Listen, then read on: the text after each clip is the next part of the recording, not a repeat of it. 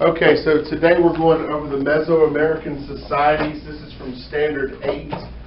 So we just jumped away from Standard 1 and Standard 2 all the way to Standard 8 so that we could go ahead and cover this. And these are things that you have a little bit of foundation for, because in middle school you talked about the Mayas, Aztecs, and Incas. I believe in the 6th grade you go over that a little bit, but you haven't really talked about it since then. So we're going to do a quick overview of all three of these, and then we're going to begin our project.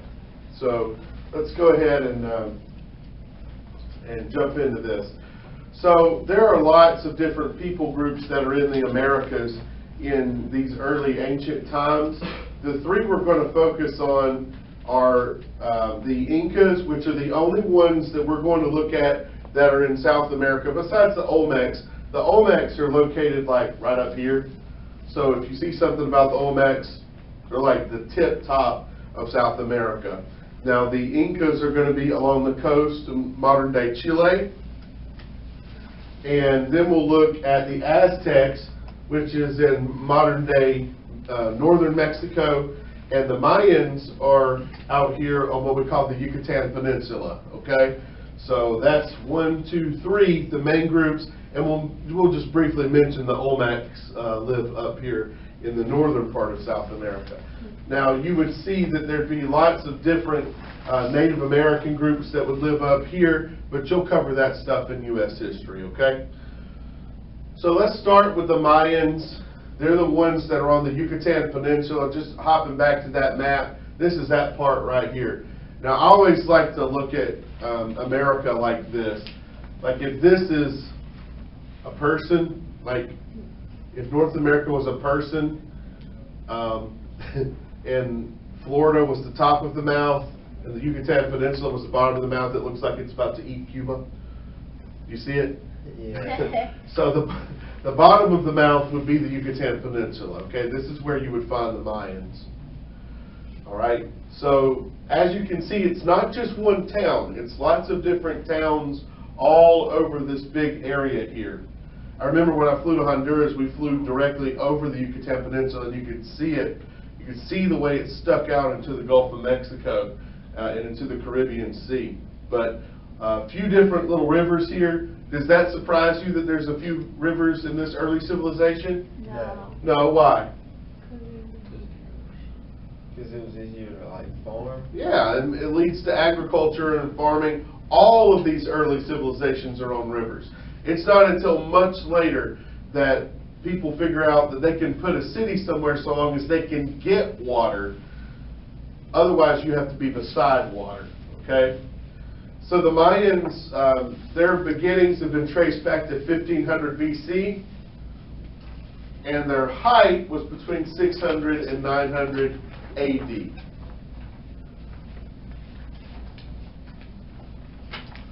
So you're talking, 11, 12, 13, 14,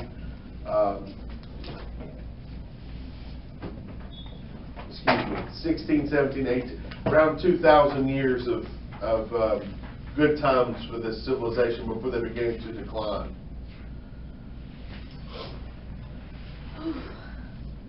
What was their government like? Well, priests were also in the role of rulers in the Mayan government. So this means they are what we might call a theocracy. Their country and their religion are directly tied together. Now, in this country, in America, do we have that today? I mean, does our religion run our government? No. Does our government run our religion? No. Okay? We keep those two things separate because we don't think the government has any place in telling our religion, how to function. Whatever your religion may be. So there's a separation here, but this is not the case in the Mayan government. The priests are also the rulers. So let's talk about that just a second. Let's look at some positives and negatives. What might be positive about the priests running the government, the religion and the government being one entity. Can you think of some good things? They won't be killing a whole bunch of people. Okay, so depending totally upon the religious beliefs, if it's a good, Well, yeah. if it's a good religion, right? Yeah. They're in charge. You know, it could be a really good thing. You know, morally speaking. Anything else?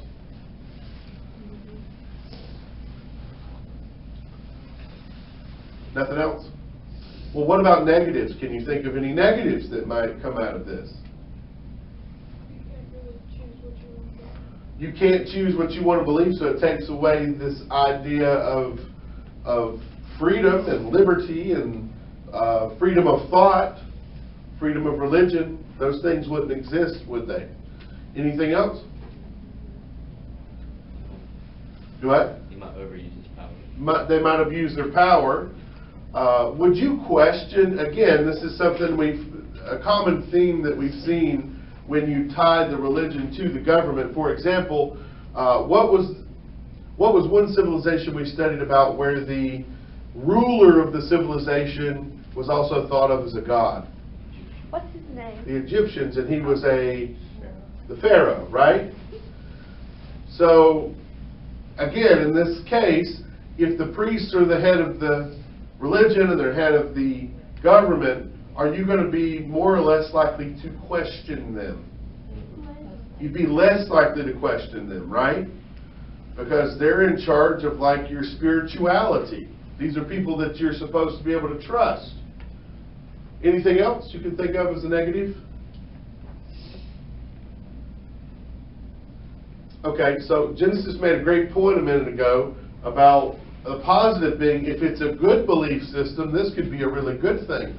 But what if it's a bad belief system? Then a lot of bad stuff. Yeah, so that could be a negative. It's totally dependent on what the people believe, you know? If they believe in human sacrifices and stuff like that, and they become in charge of the government, this is not a good thing. No. But if they're against stuff like that, it could be a good thing. So it's totally dependent on the religion itself in that case.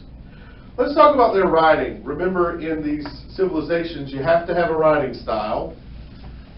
You have to have a language. You have to be able to record things, especially your laws. The Mayans came up with a very complex style of what we call hieroglyphics. Hieroglyphics. What they are is little pictures that are representative of words or phrases, and you put those in some kind of order, and they may make a sentence, or they may tell you a story. Okay? The Mayans aren't the only ones that did this. The Egyptians had hieroglyphics, little pictures, which this is a very primitive style of writing, but it was quite common in these early civilizations. Not all of them had what the Mesopotamians, the Sumerians had. What was their writing style called? Cuneiform, right? And it's that wedge style writing, very complex, and it's not based on pictures. You can't look at a cuneiform symbol and just recognize it as what it represents. If there's a word, for example, if there's a cuneiform symbol that is for an alligator, it's not going to look like an alligator, is it? No. I mean, it's going to be made up of complex symbols that somebody just made up. Now, in this case, a lot of times you can look at the picture and tell, just based on the picture, what it is. That's the way hieroglyphics works. And the Egyptians had the same thing, but obviously a different style, different system, but the same kind of thing. Mayans' words are formed from various combinations of what we can find nearly 800 symbols. So it's not easy. So do you think everybody learns to read? No. No. Do you think everybody learned to read in Samaria? No. No, it was too complex, right? You had specific people, that was their job. They were record keepers, they were scribes. It was their job to learn how to read and write so they could keep records. What about the Egyptians with their hieroglyphics? Did everybody learn to read? No. What do we call that rate at which people can read? It starts with an L. Literacy rate. what do you think the literacy rate was for all of these ancient cultures? Point. Very low. Only the elite people could afford to learn to read, or the people that was their job, like scribes or priests, okay? Or people that worked in government. Looking at their technology, the Mayans, for example, were so advanced in math and astronomy. What's astronomy? Looking at the stars in space, right? That their calendar was one of the world's most accurate until this century. They could also predict solar and lunar eclipses. Very, very impressive. The Mayan calendar was adopted by other Mesoamerican nations as well. The Aztecs and the Toltecs also used the Mayans' calendar.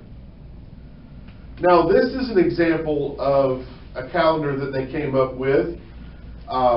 It's a pyramid, and until fairly recently, we didn't know that this pyramid was actually a giant calendar.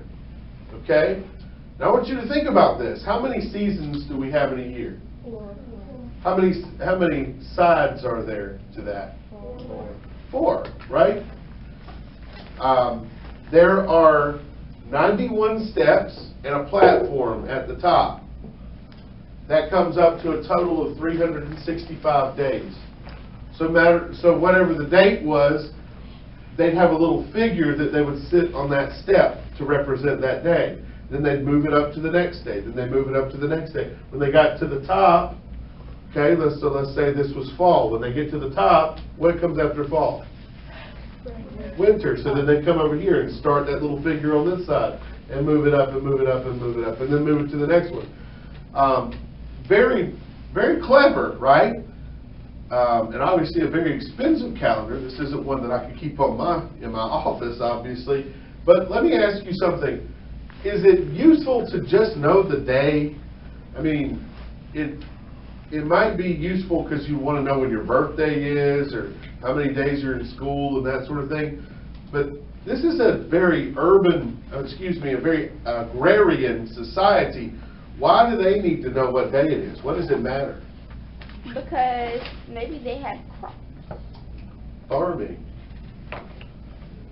Does it matter when you plant stuff? Yes. Of course it does. If you plant stuff at the wrong time, bless you, it won't grow like it's supposed to. So you got to plant stuff at the right time of year. The most useful aspect of the calendar for the Mayans is they knew when planting season was. Okay? So they were able to mark that even on that giant pyramid of a calendar. So the basis, again, is agriculture, farming. And it includes maize, which is basically a corn, beans, squash, chilies, but also the cash crops of cotton and cacao, which goes into, what does that go into? Cacao, anybody know what cacao goes into? Chocolate. It's what comes out of the cacao plant is a little, I don't even know what you call it, but when you open up the shell, you get the cocoa bean. What color is the cocoa bean? Anybody know? Dark brown. Gray. It's green, isn't it? White. Okay, well, if it's very ripe, it's green. But those little seeds come out and they are white. After you roast them, cook them a little bit, then they turn brown, and then you're able to process them and that sort of thing. Some cocoa. And again, chilies, you know, they weren't called chili peppers, they were called chilies. Well, remember, I think I told you this story, when the Europeans got here, they were all into their spices. Remember on the Silk Road, all the spices, where did they get the spices from? India. And a lot of the spices were hot. Like cracked black pepper can be hot. Anybody like pepper on the grits and that sort of thing? Ew. I can't eat grits. Most people do. I can't eat grits without pepper. I gotta eat a little bit of pepper on. Do you put cheese? Cheese, yeah, a little bit of salt, you know, all that junk. So, Is the salt. well, they get here and the Mesoamerican societies let them try some of their chilies. They say, here, try this. You might like it. It's a little spicy. They take a bite of it. It's hot. They said, man, this is hot, like pepper. So they've been calling them peppers ever since. And it's not even peppers, is it? It's chilies. Well, I guess they came to a consensus and started calling it chili peppers. But the natives just call them chilies. Let's talk about the Mayan economy. They had long-distance trade with many of the other cultures. You don't have to know these other cultures that are listed here, but just know there were other cultures that they would trade with. They even made contact with the people that lived on the islands in the Caribbean and would trade with them.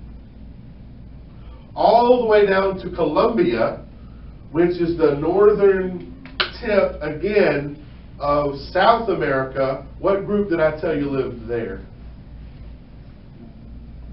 That's with an O. The Olmecs. Okay? So they traded all the way down there. Mayan farmers transported their cocoa beans to market by canoe or in large baskets strapped to their backs. Wealthy merchants could even go further. They might pay somebody called a porter to carry it for them. They didn't have horses, okay? Remember, the horses came with the Spanish, with the conquistadors years later. Well after 1492, so there were no horses here. All right? They'd use pack animals like the llama, but they were mainly used by the Incas. We'll talk about them in a little bit. Oh, yeah. Oh my goodness. So with the Columbian exchange, that's when we start to see horses eventually. Merchants, what's a merchant, by the way? We've talked about that a few times. A seller. A seller of stuff, okay? Might be somebody that owns a store. Might be somebody that just, rides around and they have a covered wagon of some kind and they sell stuff, they peddle stuff directly out of it, okay? But merchants and those surrounding trade become the middle class, okay? What is the middle class? They're not wealthy, but they're not poor. Yeah, they're doing all right, right? That's the people in the middle. Their religion, we've talked about this a little bit, but they were people that had lots of different gods. So what kind of religion are they? Polytheistic. That means many gods. Very good. Are you finding that seems to be the majority of these early civilizations? Yeah. Yeah. What was the very first, that we can tell, the first religion that believed in one God that we can find? That's it? Zoroastrianism. Don't forget that word. I keep telling you because it's on the test. But they had lots of different gods. They had a rain god called Chak. They had Kukulkan, which was the name for this feathered serpent. The ruling class had their own god, and his name was Kukulkan. So they had lots of different gods and goddesses. What caused their downfall? Well, y'all, we don't know. That's the short answer. But it could have been a number of things. It could have been an insufficient food supply. Maybe the population outgrew their ability to feed them. Maybe they didn't have enough land to farm. Maybe the land was over-farmed. And so it didn't have the nutrients in it. They didn't know about crop rotation, right? What's crop rotation? Anybody know? You have to rotate what you plant, because if you replant one individual plant, it keeps taking certain nutrients out of the soil. That's right. That's right. So it puts some certain nutrients back into the soil, doesn't it? So you have to swap out what you plant, so you don't plant the same thing constantly there, or it won't work out. It could have been some sort of earthquake. Pestilence, the invasion by outsiders, internal rebellion, could have been a combination. Whatever it was, we don't exactly know, but what is certain is by the year 900 AD, all these ceremonial centers, their temples, that giant calendar that we saw, the giant pyramid, all that stuff had been abandoned. They weren't using it anymore. Don't know why, but by 900 AD, they quit using them. Quit using what? Their temples, their Oh. all that different stuff. So we're going to move on to the Aztecs. They lived a little bit further north in what is now Mexico. Now don't get confused because the Mayans were in Mexico too, but they were just on the Yucatan Peninsula, okay? These guys are a little bit further north. They encompass what is now Mexico City, the capital of Mexico, but it had a little bit different name back then. Do you guys remember how to say this word? So they're in the U.S.? No, they're below the U.S. They're in Mexico. I thought you said New Mexico. No, well, if I did, I didn't mean to. But Mexico, the country of Mexico. Oh. How do you say this word? Tenochtitlan? Tenochtitlan. That's it's in the same place that Mexico City is today. Okay? And, So they just changed the name? well, yeah, later on it was changed to Mexico City. But that is the name of the ancient city there, okay? So we'll talk about the Aztecs now.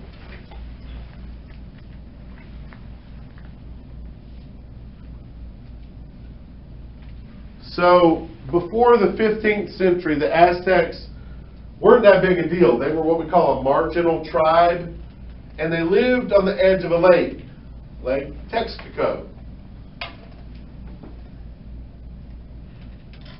And very, very complex government, all-powerful emperor. He took taxes from the people that he conquered. He gave land to his people, especially the warriors. And they had established laws and an emperor, but they weren't exactly like a conventional empire of that time, because they didn't like take over people and demand that they acted like them. Okay?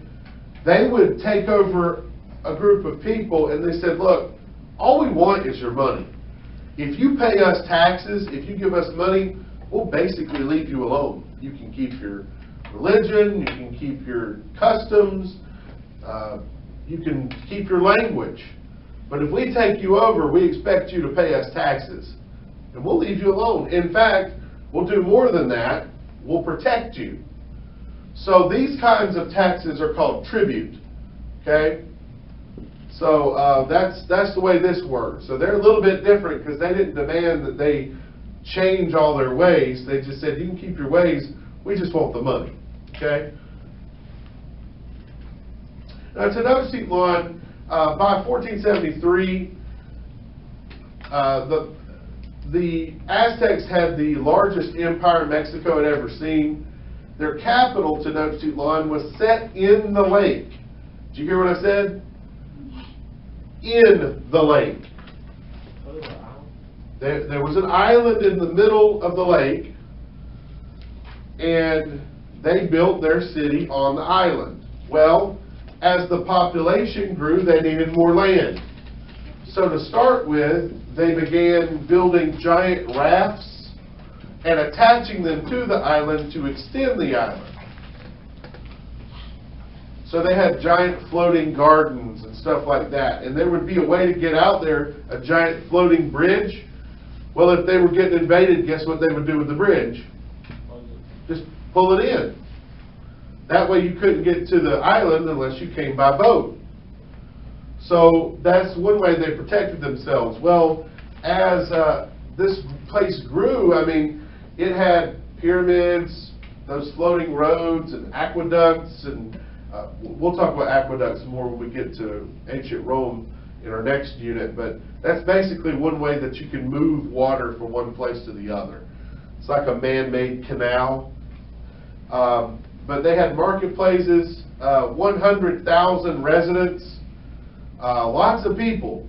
Well, that island can only contain so many people. So again, they would extend the island by adding these giant rafts. Well, after a while, that wasn't enough. So they said, what if we just had an island that was a little bit bigger? So they kept carting in dirt, and carting in dirt, and carting in dirt. Eventually, they basically filled in the lake. All right? Think about this. They filled in the lake. Today, it's Mexico City. It's not unusual to turn on the news and hear that there's been a sinkhole in the middle of Mexico City. Why? Because it's over a lake. They're on a lake. The water's still there. It's just really saturated into the ground. Once in a while, it'll just suck a 7-story building down into the ground, disappear into a hole. And it's like, how did that happen? Well, when you build a city on a lake, things happen sometimes. So that's how it started, and that's what it turned into. Let's talk about their economy. They used a version of money. They understood the value of currency. What is it called when you've got an economy that you don't have money? You just trade what you have for what you need. Does anybody know what kind of economy that is? Traditional. Yes, you're thinking economic terms. I'm looking for a specific word. It starts with a B. Barter. What does barter mean? Trade. To trade, okay? I need cotton, you know, he has corn, or I have corn, he has cotton, I need cotton, he needs corn, right? So what do? We trade. With money, it's not like that, okay? With money, he sets a price and I pay him however much money he wants so that I can get that thing that I need. We didn't trade anything, I just gave him currency. The Aztecs were definitely advanced, they knew about money. They used several different things for money. The cacao bean was a regular thing that was used for money. Small rabbit might cost a person 30 cacao beans. There were other markets in Tenochtitlan. There was one called Tlatelolco. It was the largest marketplace there. It was kind of like the Walmart. All right, you went there, and it's kind of like going to the Bloomin' Festival where they've got all of those little booths and stuff, because it's not indoors, it's outdoors. But you can find anything you want at this marketplace. Okay, you go there. There's somebody selling tomatoes. There's somebody selling potatoes. There's somebody selling this. There's somebody selling that. So you can find whatever you're looking for in that market. The Aztec calendar pretty much ripped off from the Mayans. Now you saw the pyramid, but the actual Mayan calendar was a big circle like this. Okay? Now the thing about a circle is that wherever you start, let's say you start here, wherever you start, it eventually what? If I start here, eventually I'm going to wind back up. I'm confused. Here. Where are we at? Just, well, don't worry about it then. Just skip to the next thing there. Pay attention to the picture, though. This is important. The thing about a circle is wherever you start, you eventually wind up there, right? So, several years ago was in 2012 was when the Mayan calendar came back around. It ended. So you had all these people that said, well, that means that the world's going to end in 2012. Christmas 2012, the world was supposed to end. Do you remember that? Well, the world ended this year. They didn't know about 2020, did they? They didn't know about the Rona. But think about this. The Mayans never said the world was going to end in 2012. The calendar just came back around full circle. They never said that would end. They just said maybe things start back over then. I don't know. But they never said it ended. People just drew that conclusion themselves. You see all these doomsday preppers on TV and stuff? So they had Corona in their time? No, they didn't have Corona. They just believed that, they made a calendar that was a circle. And somebody thought to themselves, okay, the best the best shape we could do for our calendar is a circle, and it's going to end on this day. And I can imagine those guys were sitting around thinking, boy, when this thing comes full circle, that's really going to freak some people out. But that's why people thought it was going to end. You guys, how old were you in 20? 7. Wait, was that 8 or 6? You know, well, 6 or 7. People probably weren't talking to you about this, but it was a lot of talk about, oh, the world's about to end. You know, there was a movie made called 2012 about the world ending in 2012. And the funny thing about the doomsday preppers, the people that thought, okay, the world's about to end, I remember watching one of them on the Discovery Channel, and he had gone to like a Walmart and bought like a massive TV, like huge, and bought it on credit. And they asked him, they said, how are you going to pay for this? He said, I'm not going to have to. When the world ends, you know, I'll just get to keep this thing. And he got a brand new truck. He said, how are you going to pay for that? When the world ends, I won't have to worry about it. I'm like, wonder where he's at now. And debt. And some serious debt, right? Or just gave it back. Looking at their writing, it's very similar to the Mayans, the Aztec writing. They too use hieroglyphics. You know, so they would create some combination. Like if I drew some of these pictures for you, and look at these pictures real quick. If I drew this crocodile, this deer, then the skeleton, which means death, what would you think I'm in? Florida gator. The crocodile killed the deer, right? You see how that works? You put them in order and they, you know, you can deduce what they mean. They look like sports teams. They look like sports teams? Yeah, I can see that. I want to play for the Vultures. You be I don't know, his picking the tongue's most just hanging. weirdest mascot. Talking about men should be a badger. We should be the Badgers. We already suck at it. Okay. All right. Mythology. According to an Aztec myth, the white-faced Quetzalcoatl was their most important god. He's the god of intelligence and the god of creation. He created everything. So they believe in several different gods. What kind of religion are they? Polytheistic. Very good.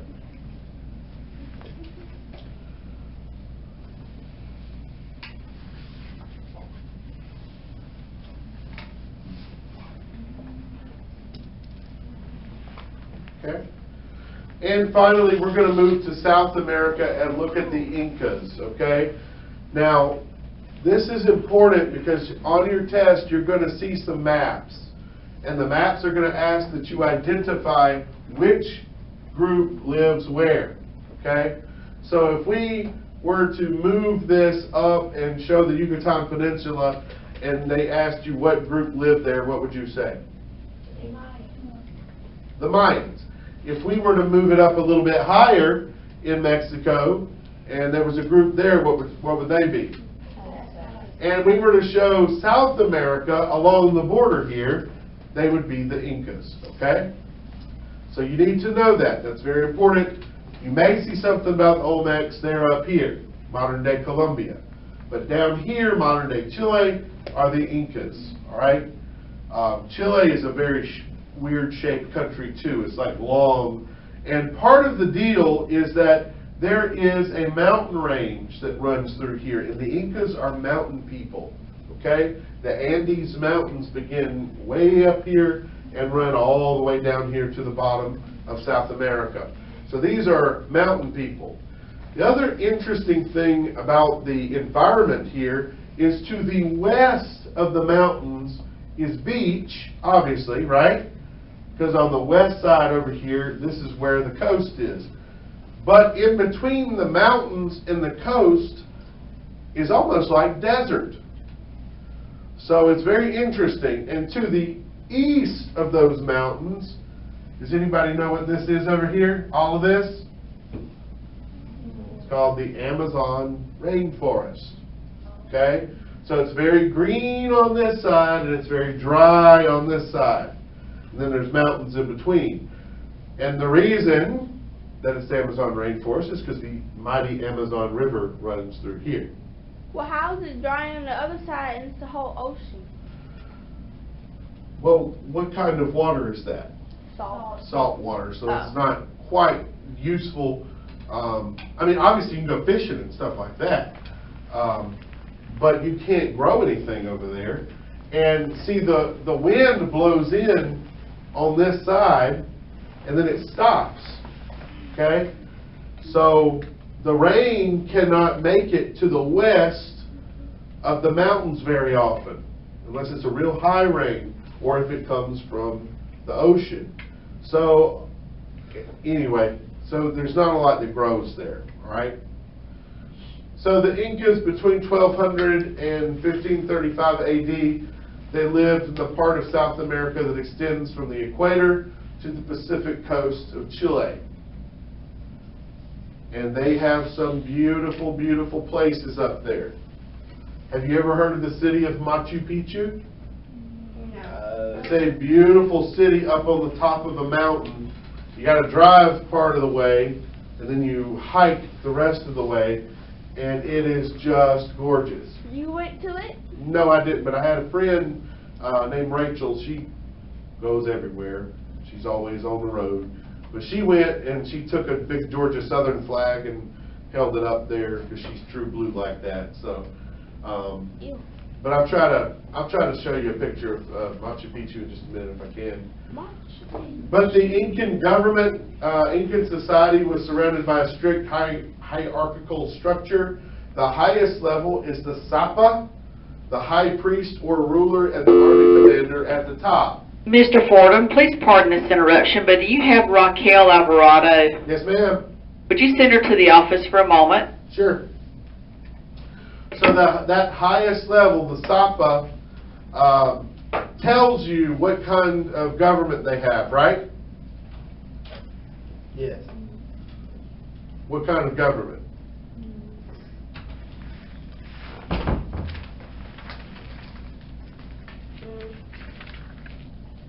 The religion and the government are Combined? combined. This is a theocracy, again. The temple priests, the architects, regional army commanders were next. The two lowest classes were the artisans, army captains, farmers, herders, and they did have a form of slavery. Okay? They would take over one group of people and make them serve them.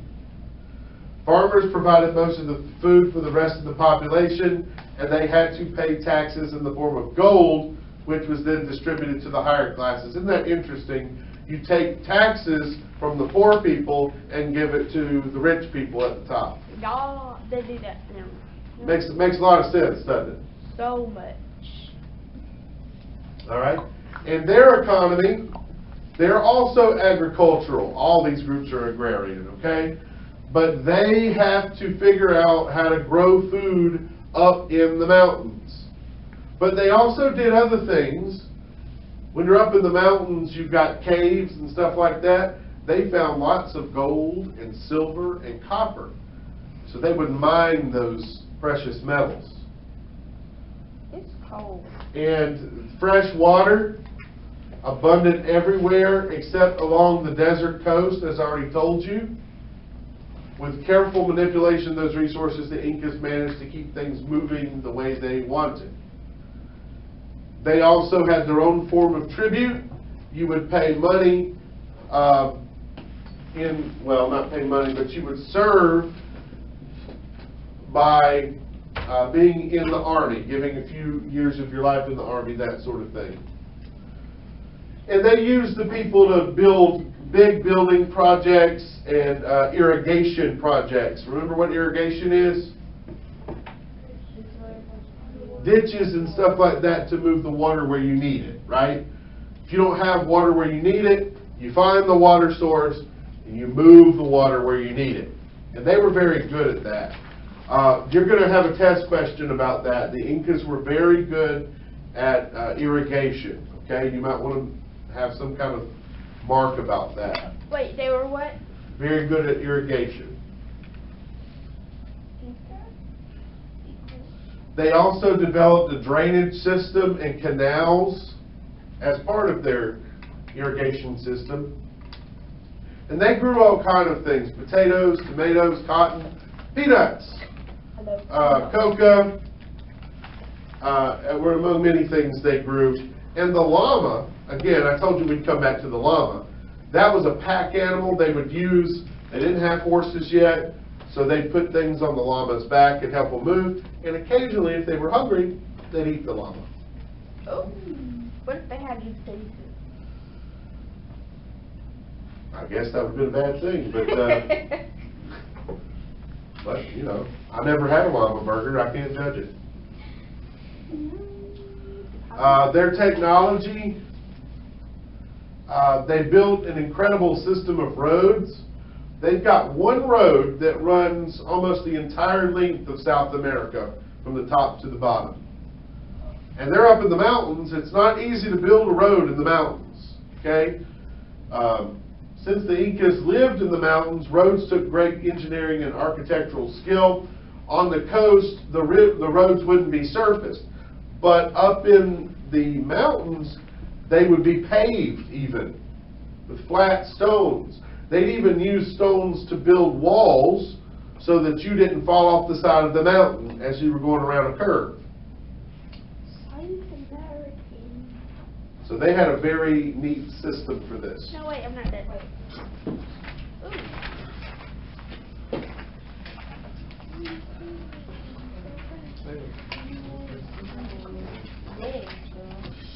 Okay? All right. That's going to be the end of our lesson part for the Aztec, Incas, and Mayas, our Mesoamerican society.